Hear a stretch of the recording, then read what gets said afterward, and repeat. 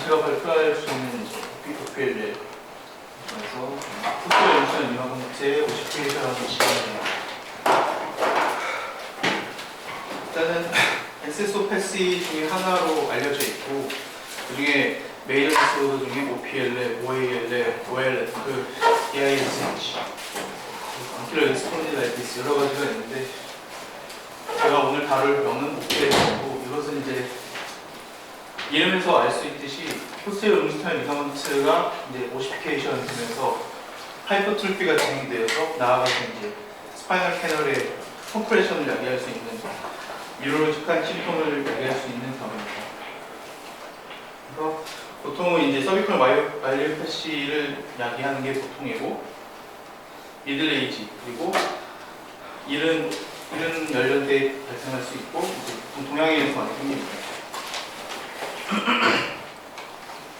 패소피지올로지는 다음과 같습니다. 일단은 틱토리얼 멤브레인이 컨티뉴어스하게 생기는 경우가 많고 길게는 세이크럼까지 다 가능하고 여러 가지 환경적인 요소나 이제 제네틱 팩터가 있는데 그것은 이제 아래쪽에 보시면 나타나 있고요. 일단은 패소피지올로지는 다음과 같습니다. 디너리티 체인지가 와서 티슈가 하이포플라자가 되고 이제 파이브로 카틸리지가 이제 증식을 하면서 리가멘토스 하이퍼트로피가 생겨서 이제 심한 오시피케이션까지 돼가지고 엔도콘드럴 본이 자라면서 그 코드를 컴프레션하는 게 메인 패소피지올로입니다.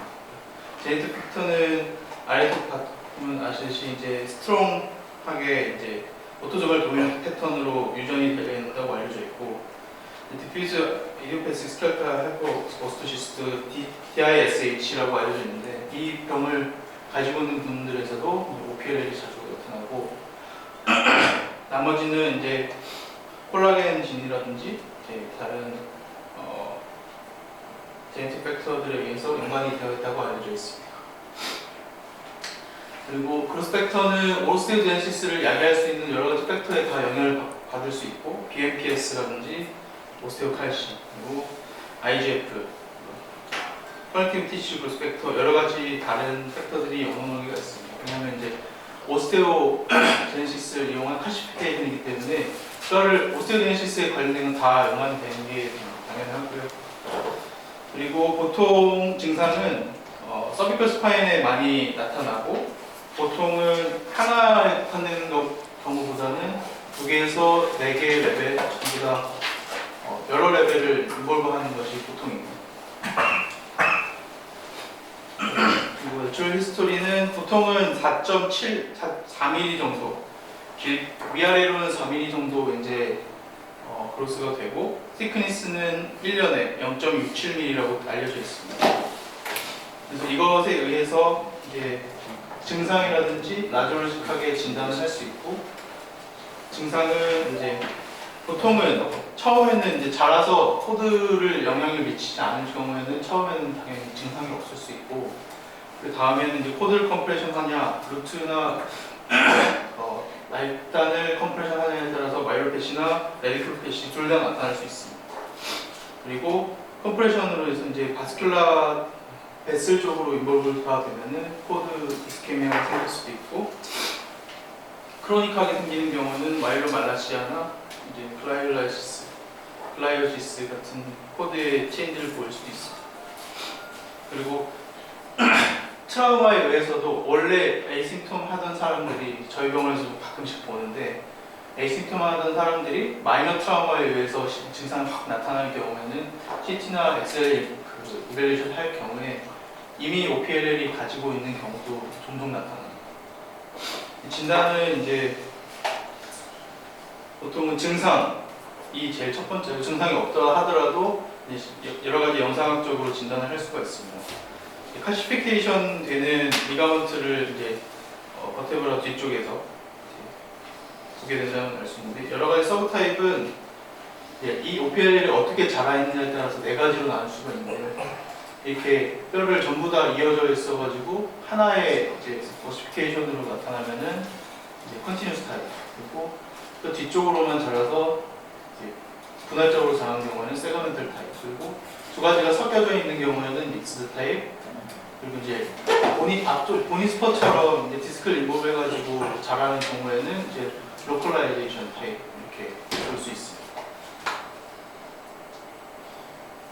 그리고 이제 엑스레이 상에서는 이제 스페이스 어베일러블 for the 스카이너 코드라고 해서 공간을 측정을 해가지고 진단을 할 수가 있는데 40%를 인볼브하냐, 60% 이상 스테노시스를 야기하면서 인볼브를 하냐에 따라서 마이로패스의 리스크를 어느 정도 예측은 할 수 있습니다. 40%를 넘어가면은 마이로패스가 생길 가능성이 굉장히 높다. 60% 이상이면은 마이로패스가 이미 있을 가능성이 높다. 이렇게 알 수 있고요. 그리고 이제 CT는 좀 더 자세하게 볼 수 있고, MRI 같은 경우는 코드 안쪽으로 이게 OPLL이 까맣게 T2 이미지인데요. T2 이미지 까맣게 보이면서 코드의 시그널 체인지를 야기하냐 안 하냐 코드 안쪽을 보는 데 도움이 됩니다.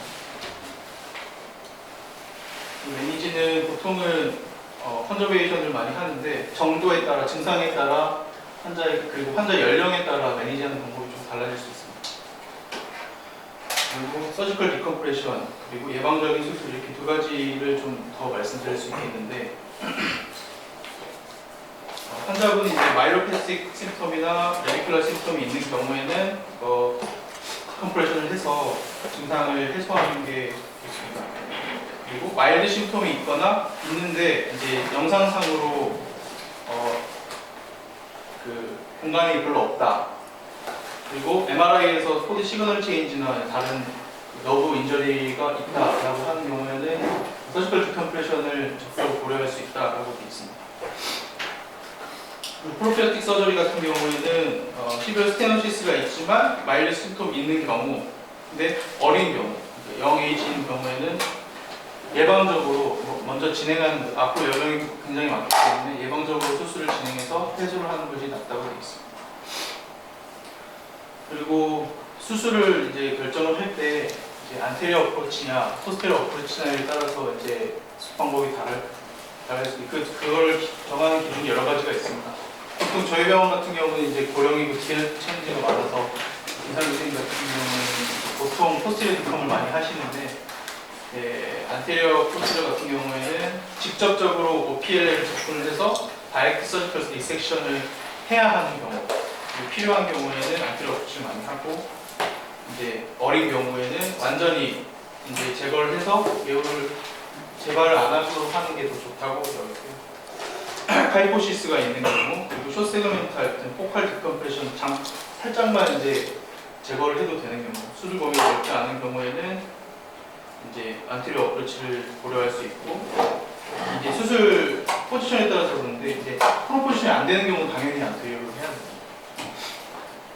포스테리어 이제 어프로치 같은 경우에는 멀티 레벨이 그리고 서지컬 리스크 아무래도 안테리어 어프로치를 해서 직접적으로 제거하는 게 더 리스크가 높기 때문에 포스테리어 디컴프레션은 OPL을 직접 제거하는 건 아니고 뒤쪽에 이제 공간을 넓혀서 디컴프레션을만 해주는 게 목적이기 때문에 서지컬 리스크가 높은 경우 그리고 본 덴시티가 낮고 오스테오포로시스가 있어서 이제 임플란트를 받거나 그래프트를 할 때 페일리어가 높은 경우 등등 조금 디컴만 잠깐 해주는 그런 경우에는 포스테리어 어프로치를 많이 합니다.